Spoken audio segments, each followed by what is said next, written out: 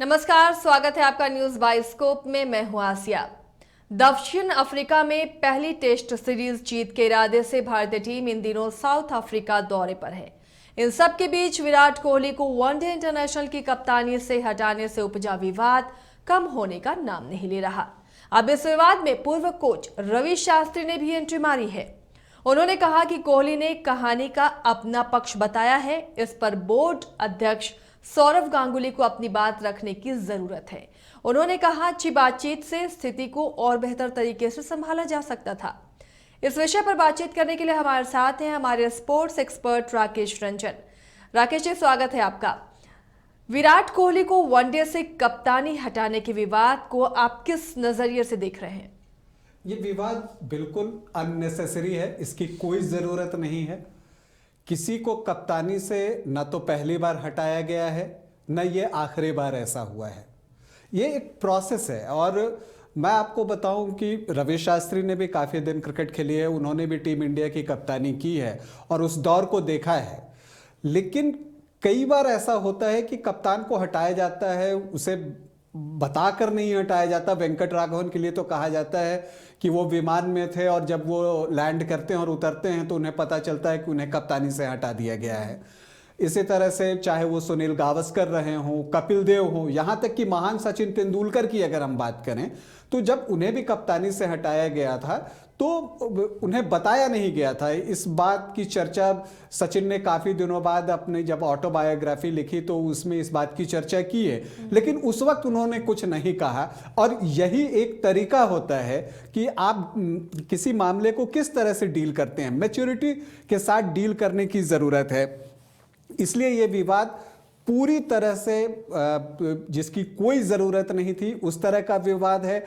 और इसमें जो है विराट कोहली हो या बीसीसीआई के अध्यक्ष सौरव गांगुली हो या खुद बीसीसीआई हो, इसको बहुत ही मैच्योरिटी के साथ पेश आने की ज़रूरत है। और अननेसेसरी, जबकि आप इतने प्रमुख दौरे पर हैं, पहली बार आप टेस्ट सीरीज जीतने के लिए दक्षिण अफ्रीका पहुंचे हैं। इससे पहले दक्षिण अफ्रीका में कभी टीम इंडिया टेस्ट सीरीज नहीं जीत पाई है। तो उस महत्वपूर्ण दौरे से पहले इस तरह के विवाद को तुल देना मुझे लगता है कि बिल्कुल ही सही नहीं है।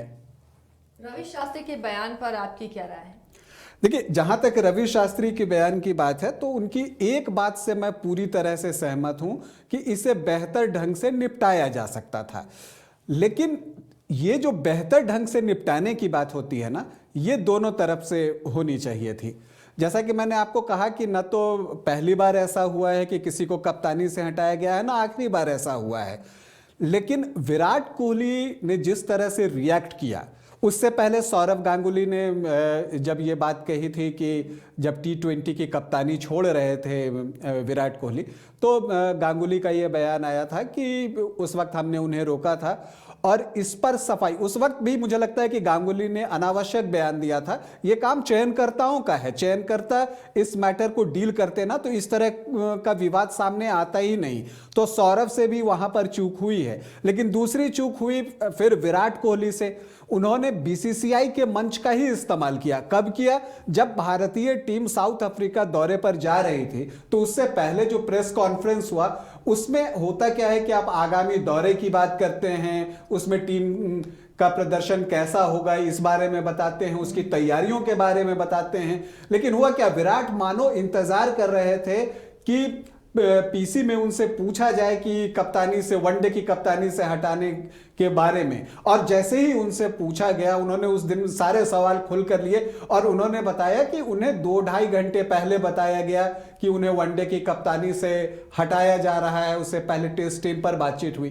तो ये कोई बड़ी बात नहीं है। अगर 2.5 घंटे पहले भी आपको बता दिया गया तो ये कोई कमतर बात नहीं है। मैंने बताया ना कि ऐसे बहुत सारे उदाहरण आए हैं। जो मैंने आपको वेंकट राघवन का उदाहरण बताया, वो बेचारे तो विमान में थे, लैंड करने के बाद उनको पता चला था। लेकिन इसका मतलब ये नहीं है, कुछ बातें अंदर ही रहें तो बेहतर है। अगर उसे आप तुल देते हैं तो उससे निश्चित तौर पे आपका नुकसान होता है, आपका कंसंट्रेशन भंग होता है जब आप मैच खेलने के लिए बिल्कुल बिल्कुल। अश्विन के बयान पर शास्त्री ने भी जवाब दिया है कि अश्विन को ठेस पहुंची है तो मैं बहुत खुश हूं। इसने उसे कुछ अलग करने के लिए प्रेरित किया। शास्त्री के इस बयान को किस रूप में देखते हैं? देखिए, शास्त्री ने जो ये बयान दिया है, शास्त्री का के जो भी बयान आ रहे हैं वो उसी लाइन पे आ रहे हैं जिसकी की उम्मीद सबको थी कि वो विराट का सपोर्ट करेंगे।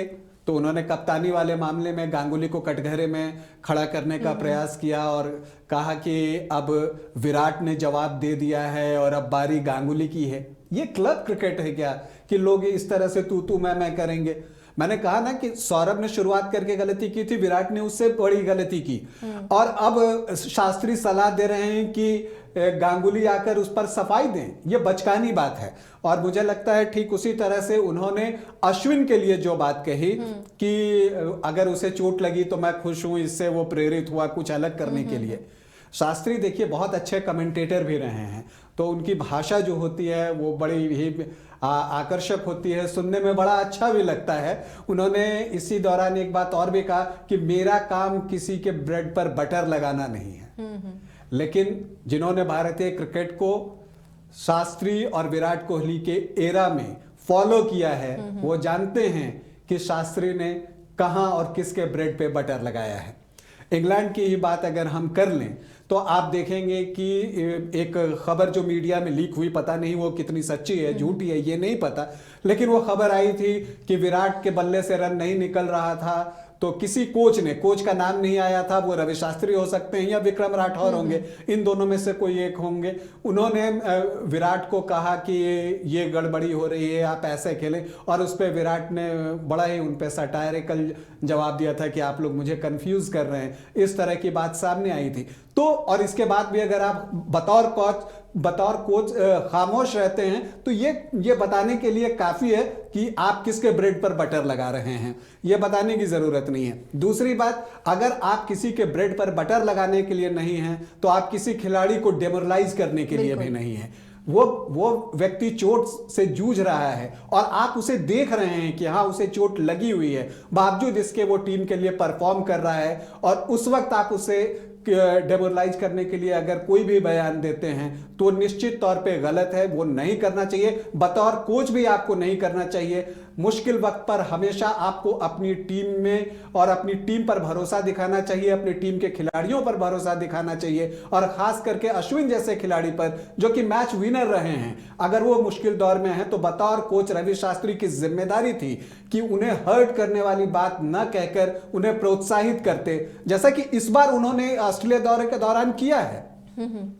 तो क्या इस तरह के बयान से टीम इंडिया को नुकसान पहुंच सकता है? फिलहाल अभी जिस कंडीशन और पोजीशन में है टीम इंडिया नहीं, पूरे भारतीय क्रिकेट को इस तरह के बयान से नुकसान पहुंच सकता है, और मुझे लगता है कि टीम को छोड़ देना चाहिए। वो खेलने के लिए गए हुए हैं, इतने महत्वपूर्ण दौरे पे हैं। और शास्त्री ने आज हालांकि ये बात कही है कि मुझे लगता है कि विराट कोहली के कप्तानी में भारतीय टीम दक्षिण अफ्रीका को हरा देगी, लेकिन माफ कीजिएगा शास्त्री जी, आपके इस तरह के बयान से समस्या का समाधान नहीं हो रहा। आपके एक लाइन कहने से कि भारतीय टीम वहां पर जीत जाएगी, ये काफी नहीं है। टीम का मनोबल, टीम में जो एक एकता होनी चाहिए। जब हम टीम एफर्ट की बात करते हैं, अगर आप इस तरह की बात अभी भी छेड़ेंगे कि हाँ मैंने अश्विन को ठीक कहा था और विराट के साथ गलत हो गया, उसे कप्तानी से हटाने का तरीका सही नहीं था, अब गांगुली को बोलना चाहिए, तो आप कर क्या रहे हैं? आप टीम के अंदर खिलाड़ियों में मनमुटाव पैदा करेंगे। तो इस स्थिति से बचना चाहिए।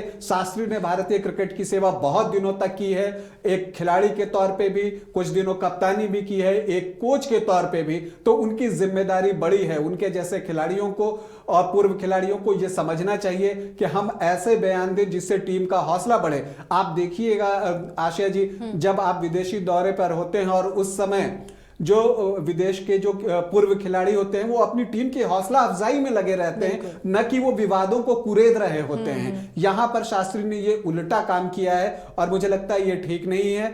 लेकिन मुझे उम्मीद है कि कोहली एक मैच्योर्ड खिलाड़ी हैं, द्रविड़ वहां पर हैं, तो वो स्थिति को संभाल लेंगे। और मैं तो यही प्रार्थना करता हूं कि इस तरह का कोई दबाव, मनोवैज्ञानिक दबाव या मनोबल जो है वो टीम इंडिया का न टूटे और पहली बार भारतीय टीम दक्षिण अफ्रीका में सीरीज जीते, टेस्ट सीरीज जीते। हम सब यही कामना करते हैं।